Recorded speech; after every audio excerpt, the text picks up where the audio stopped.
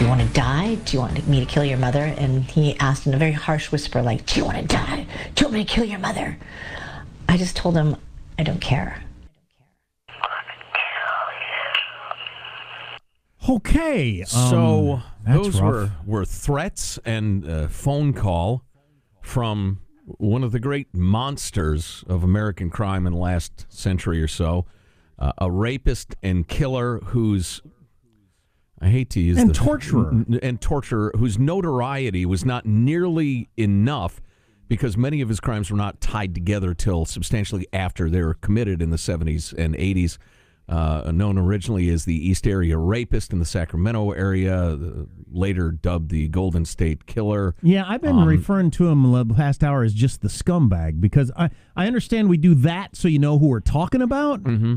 But it shouldn't sound cool. No, I don't want him to have a cool nickname. He's just a freaking murderous scumbag. Inhuman monster. At any rate, the perpetrator of these and probably other horrific crimes after far, far too long was finally and thankfully apprehended by the Sacramento County Sheriff's Department, working with a number of law enforcement groups around California and elsewhere. And Sacramento County Sheriff Scott Jones joins us in studio. Mr. Sheriff, how are you, sir? I'm doing very well, thank you. I almost called you Scott. Sorry about that. Hey, that's Mr. Sheriff, I've been called worse. Yeah. So, listen, first of all, it was a great day for justice yesterday. Well done to you and all your folks. Thank you.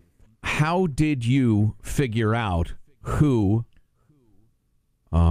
who's lived in the Sacramento area evidently for decades?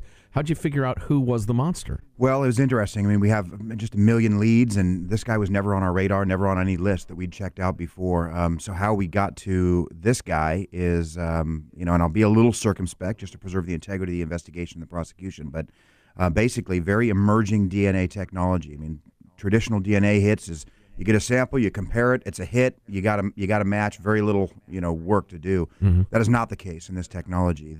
We took a known sample of the offender from the DNA samples left at the murders and rapes, and we utilized this technology that gave us a universe. And I analogize it to, instead of now having to look north, south, east, and west, it says look east.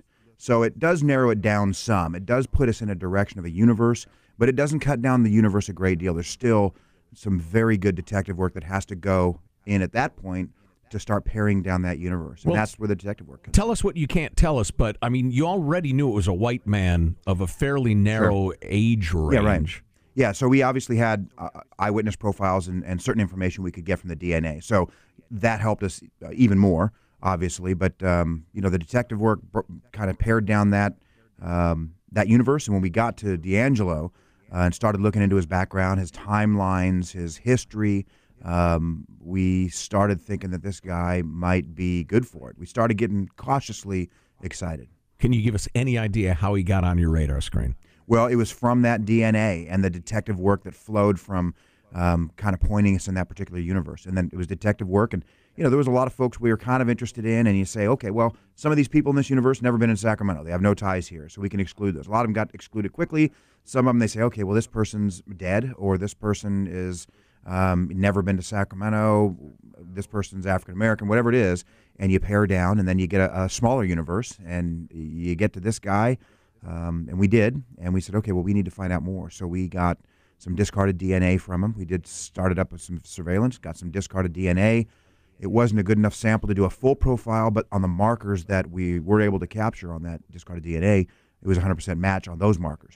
And that got us a little more cautiously excited. And then so we surveilled him, got a better sample of discarded DNA, and, of course, got a full profile and a 100% match. Well, how much time has law enforcement been spending on this over the years? And as a taxpayer, I'm not sure I would have wanted you spending a lot of time on it. 5 years ago, for instance, because, while obviously is a horrifying unsolved crime, if there's little chance of, you only have so many resources. Right. Yeah, I mean, that's certainly one perspective. But, I can tell you that it's not only of interest in our department, and it always has been. In fact, one of the few pass-alongs I got from John McGinnis was the importance to the community he was in the department. The prior sheriff. Correct, the sheriff right before me. Was that this is important not just to the department but the community. I really didn't fully appreciate that So when statement. one sheriff transferred to another, it actually came up in conversation. Yes. It was still that much front of mind. That's surprising. And I can tell to me. you that since I've been sheriff, not a week goes by that I don't get a phone call, an email, or some sort of tip or information or inquiry about it.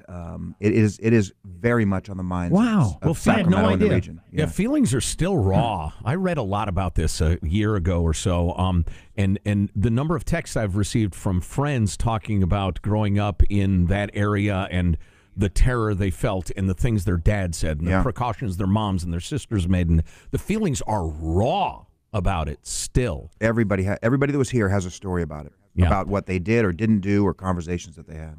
Sheriff Scott Jones, Sacramento County, California, is with us. I just think it's interesting because at some point, I mean, 30 years from now, if they hadn't caught him, you'd give up, right? I mean, at some point, you'd give up. So. Well, I don't know that we'd ever give up. It may go into a state of kind of a cold case or put on the shelf for a while. And that's kind of what happened. I mean, we've always had an interest. We've always followed every lead. But Anne Marie Schubert, the district attorney here in Sacramento, and I really started having some conversations about it when she became the district attorney. We both had a passion to solve it, and that culminated in 2016, putting together a working group from around the state. And you guys, being up on the latest crime-solving technology, said essentially to each other, this might be worth really getting after with the new stuff we can use? Well, it wasn't only the new stuff, because that really wasn't even around. That wasn't contemplated. The stuff that we actually used wasn't contemplated in that 2016 meeting. Oh, wow, even that recently. Yes, okay. but what we wanted to do is get all the people together, and there's 10 different counties or more involved in California with murders and rape, sexual assaults, and certainly burglaries. And so we wanted to get everybody together, compare notes, get as much data as we could as far as this person's MO, to link as many crimes as we could, and to put as many set of eyes and have the advantage of what leads and so forth, investigative opportunities each of the agencies have had. So we did that. The FBI was kind enough to get on board with a tip line and some publicity and a reward money. And so we just, from that point forward, it's simple things. Like there was no digitization, no computerization of reports back then. So we had to digitize these voluminous reports, just mundane things, but getting everything up to speed, following up on leads, going back through the investigation. So that was the first thing, and just an absolute commitment in our department to dedicate resources, time, and staff to do it. Same with the district attorney's office and some of these other agencies. And as we just became in our consciousness, this kind of technology became aware to us in the recent times, and it just wouldn't have existed several years ago. Well, right. So with the technology for that, and then the fact that everybody's got a cell phone with them and everything like that, right. A scumbag like this couldn't pull this off anymore. It'd be pretty hard. Well, absolutely Thank not. God. I mean, because if you think about the times that he committed his crimes in the mid to late 70s and early 80s, there was no DNA testing. There was fingerprints, of course, and of course, we didn't have any of that. And you could call people and hang up and get away with it. And all That's that sort of correct, stuff. right? And there was no star 69, I guess, was the first thing. Yeah, well, and this guy was a cop for a period, so he had great knowledge of investigative techniques and evidence and the rest of it, which is part of how he got away with it. We should point out that Joseph James D'Angelo Jr., age 72, is the alleged perpetrator of all these crimes and hasn't been convicted yet. But how long was he by name on your radar screen before you arrested him? 6 days. Less than a week. Wow. I mean, when we got to him and started looking at him, we immediately went up on surveillance and got some DNA because we knew at some point DNA was going to solve this case. We had the sample of the suspect. We just didn't have any match. So somebody getting arrested, somebody in jail, some family member that said, hey, it might have been my dad who passed away, take my DNA and get some familial connection.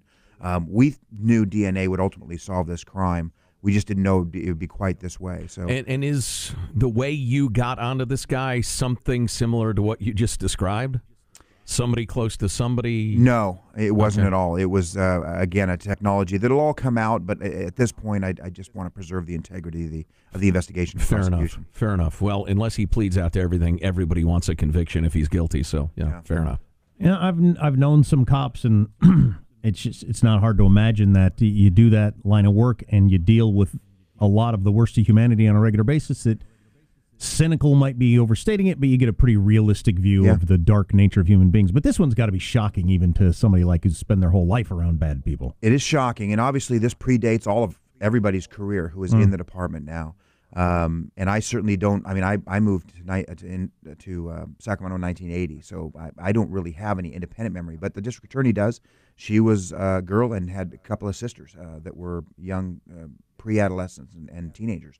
So everybody has a story and a memory of the East Area Rapist as we knew him then, from that time period. So just the horrific nature of the crimes and the prolific nature of his offenses, it just makes this. I mean, he very well could be one of the most prolific serial murderers, serial rapists, certainly in California history, maybe in the nation's. It really is akin to catching Jack the Ripper. So that the shock of the crimes.